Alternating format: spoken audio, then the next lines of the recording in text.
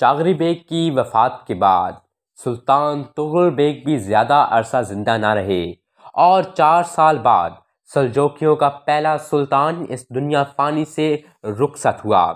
سلطان طغرل کی وفات کے بعد مسئلہ کھڑا ہوا کہ سلجوکی سلطنت کو کون سنبھالے گا اور نئی ابھرتی سلطنت کا سلطان کون بنے گا۔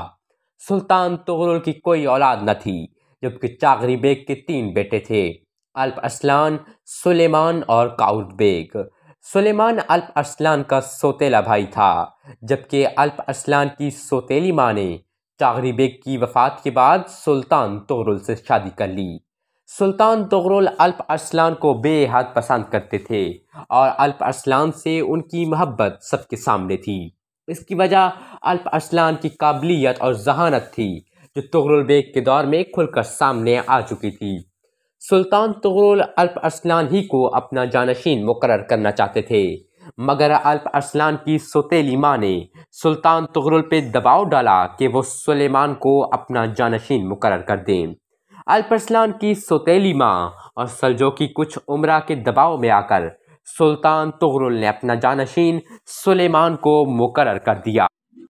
سلطان طغرل کی وفات کے بعد سلیمان اور اس کی ماں نے تخت پر قبضہ کر لیا۔ الپ ارسلان اس وقت مرو شہر میں تھا جب سلطان طغرل کی وفات ہوئی، جبکہ سلجوکیوں کا دارالحکومت نیشا پور تھا، جہاں سلیمان موجود تھا اور اس نے تخت پر قبضہ کر لیا۔ اس کے پیچھے امید الملک کندوری کی بھی سازش تھی۔ اس نے بھی سلیمان کا ساتھ دیا اور سلیمان کو تخت نشین کروا کر رے شہر میں اس کے نام کا خطبہ جاری کر دیا۔ اس سے سلجوکی سلطنت تقسیم ہو گئی اور اس میں اختلافات پھیل گئے۔ سلجوکی بعض امراء الپ ارسلان کے حامی تھے۔ وہ جانتے تھے کہ سلیمان سلطانی کے قابل نہیں اور سلطان بننا الپ ارسلان کا حق ہے، اسی لیے انہوں نے بھی الپ ارسلان کے نام کا خطبہ جاری کروا دیا، جس سے سلطنت میں بغاوت پھیل گئی اور سلطنت میں مختلف رائے پھیل گئی۔ اختلافات پھیلتا گیا، کوئی سلیمان کو جبکہ کوئی الپ ارسلان کو سلطان مانگ رہا تھا۔ اس کے پیچھے امید الملک کندوری کا قصور تھا۔ اگر وہ سلیمان کے نام کا خطبہ جاری نہ کرتا تو شاید یہ اختلافات نہ پھیلتے۔ یہ اختلافات ابھی سلیمان اور الپ ارسلان کے درمیان تھا کہ ختلان کے والی کوتالمش، جو کہ الپ ارسلان کا چچا اور سلطان طغرل بیگ کا چچا زاد بھائی تھا، اس نے بھی اپنی بادشاہت کا اعلان کر دیا۔ اسی کے ساتھ ہی وہ ایک بڑا لشکر لے کر رے شہر پر حملہ آور ہو گیا۔ دوسری طرف ہرات کے والی موسیٰ بیگو نے بھی بغاوت کا اعلان کر دیا۔ موسیٰ بیگو چاہتا تھا کہ کم از کم ہرات تک کے علاقے کی بادشاہت اس کے حصے میں آ جائے۔ اس طرح سلجوکی 4 بڑے گروہوں میں تقسیم ہو گئے۔ ایک گروہ وہ تھا جو الپ ارسلان کے ساتھ مرو میں ٹھہرا ہوا تھا اور وہ الپ ارسلان کو سلطان دیکھنا چاہتا تھا۔ دوسرا وہ جو سلیمان کی حمایت کر رہا تھا اور نیشا پور میں تھا۔ تیسرا کوتالمش کے حق میں تھا، جبکہ چوتھا ہرات کے والی موسیٰ بیگو کی حمایت میں تھا۔ یہ بہت ہی نازک موقع تھا۔ اس موقع پہ سلطان الپ ارسلان نے بڑا دانش مندانہ قدم اٹھایا۔ اس نے سلیمان اور سلطنت کے کئی وزیر امید الملک کو فراموش کر دیا اور انہیں ان کے حال پر چھوڑ دیا، اور یہ فیصلہ کیا کہ وہ اپنے چچا کوتالمش بن اسرائیل کا مقابلہ کرے گا، جو رے شہر کا رخ کر رہا تھا۔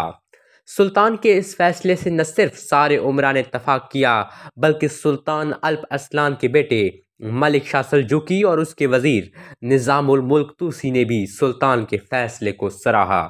یہ بہت ہی نازک وقت تھا، لیکن الپ ارسلان بھی بڑا باہمت فرمانبردار تھا۔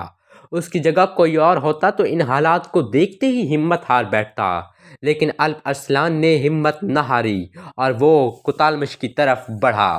کوتالمش اپنے لشکر کو لے کر اس شاہراہ پہ سفر کر رہا تھا جو دامغان سے ہوتے ہوئی رے شہر کی طرف جاتی ہے۔ اپنے لشکر کے ساتھ آگے بڑھتے ہوئے ایک جگہ الپ ارسلان نے اپنے لشکر کو روک دیا۔ وہاں اس نے پڑاؤ ڈالنے کا حکم دیا اور اپنی روانگی سے پہلے اس نے جو مخبر پھیلائے تھے وہاں اس کے وہ مخبر اس کے پاس لوٹے۔ انہوں نے سلطان کو اطلاع دی کہ کوتالمش نے اپنے لشکر کے ساتھ دامغان کے نواح میں پڑاؤ کیا ہوا ہے اور وہ 2 دن میں اپنے لشکر کو آرام دینے اور سستانے کے بعد دوبارہ شہر کی طرف بڑھے گا۔ سلطان الپ ارسلان نے اس موقع پہ اپنے سالاروں کو جمع کیا اور ان سے ایک تجویز شیئر کی۔ سلطان نے کہا، میرے عزیزوں، میں چاہتا ہوں کہ مسلمان آپس میں لڑائی اور ٹکراؤ سے بچتے رہیں۔ اگر دونوں لشکر ٹکراتے ہیں تو دونوں طرف سے مسلمانوں کا ہی نقصان ہوگا۔ میں چاہتا ہوں کہ کوتالمش جو علاقے چنے، میں قاصد بھجوا کر وہ علاقے اس کے حوالے کر دوں اور اس طرح ہم جنگ سے بچ جائیں گے۔ اس کے بعد میں موسیٰ بیگو کی طرف جاؤں اور پھر سلیمان کا کام تمام کروں۔ سب سالاروں نے سلطان الپ ارسلان کے بیٹے ملک شاہ سلجوقی اور نظام الملک طوسی سے مشورہ کیا، جس پر نظام الملک طوسی نے کہا، سلطان محترم، جو پیشکش آپ نے کی ہے اس پہ سب نے غور کیا اور سب اس نتیجے پہ پہنچے ہیں کہ اسی پر عمل پیرا ہونا چاہیے۔ سلطان الپ ارسلان نے اس کے بعد قاصد کوتالمش کی طرف روانہ کر دیا۔